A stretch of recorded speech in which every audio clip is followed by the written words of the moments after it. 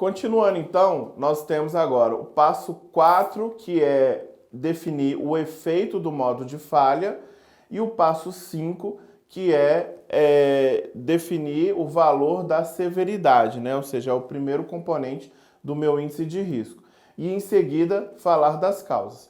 Então, cada modo de falha tem um ou mais efeitos. E o que é o efeito? O efeito é a consequência do modo de falha. Quando a falha acontece, ela gera algum prejuízo, algum problema, alguma dor de cabeça. E isso é o efeito, né? Ou seja, é a forma como o processo é impactado e como isso reflete no cliente.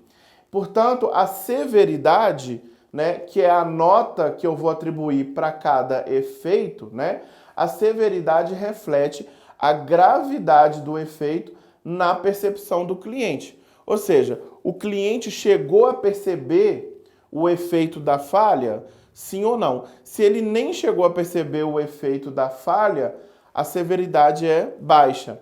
Mas se o cliente percebeu o efeito da falha e ficou insatisfeito e se incomodou por isso, a severidade começa a ficar mais alta. Então veja que para cada modo de falha eu tenho um ou mais efeitos e eu atribuo uma nota para cada efeito, né?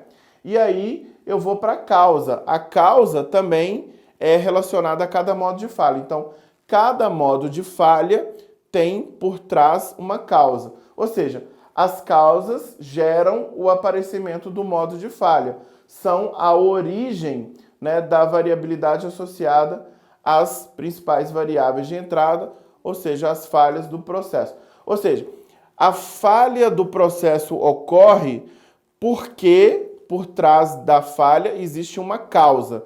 E a causa normalmente está no próprio processo. Foi algum erro cometido ali nas variáveis de processo, nos parâmetros de processo. Então a gente vai buscar a causa de cada modo de falha.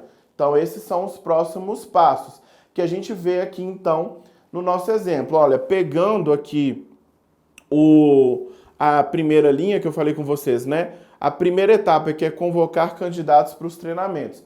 Nós já vimos que aqui, para essa etapa, existem 3 modos de falha, que é o quê? A pessoa que não recebeu o e-mail, a pessoa que abriu o e-mail em cima da hora e isso pode prejudicar a participação dela no treinamento, ou a pessoa que foi convocada para o treinamento, mas não tem o perfil adequado.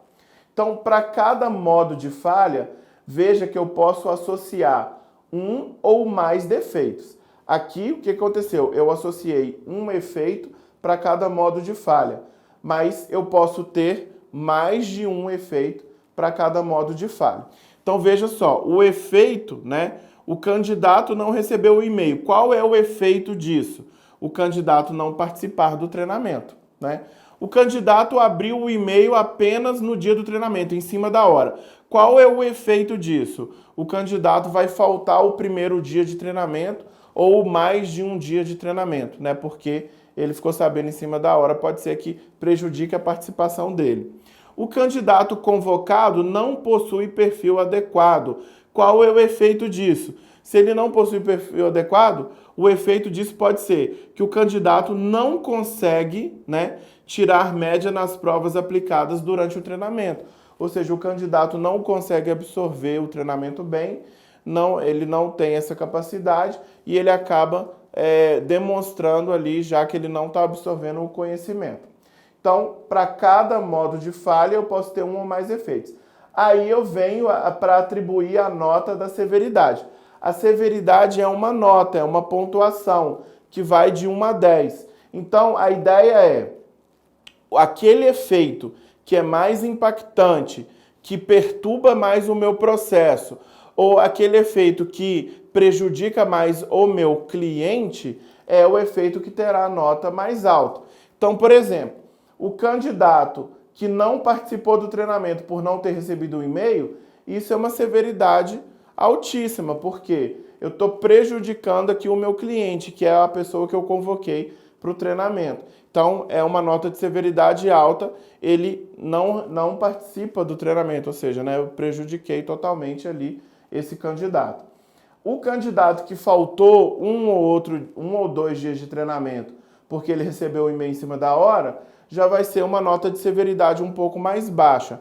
Eu gero um prejuízo, eu gero um ruído ali, mas ele consegue participar do treinamento, ele consegue passar pelo processo de certificação, mesmo faltando um ou dois dias, né? E aí, por fim, o candidato que não consegue tirar a média, né, não consegue absorver o conteúdo, porque eu convoquei o perfil errado, isso também é uma severidade um pouco mais alta, mas não chega a ser nota 10. Mas é um pouco mais alta por quê?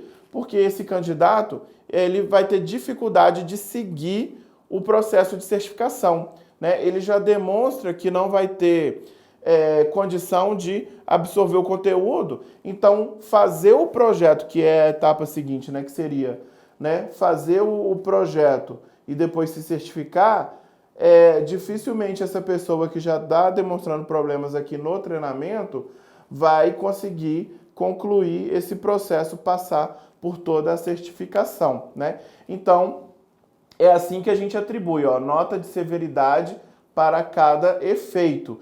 E o efeito é o efeito do modo de falha. Veja que a ferramenta, né, ela é toda estruturada dessa forma e o passo a passo dela, né, é dessa forma propositalmente, para que a gente desenvolva esse tipo de raciocínio. Vá fazendo o desdobramento dessa informação da forma como é solicitado no FEMEA. Então, precisamos seguir, sim, essa ordem, ok? Então, ok, chegamos até o passo 5, que é o da severidade.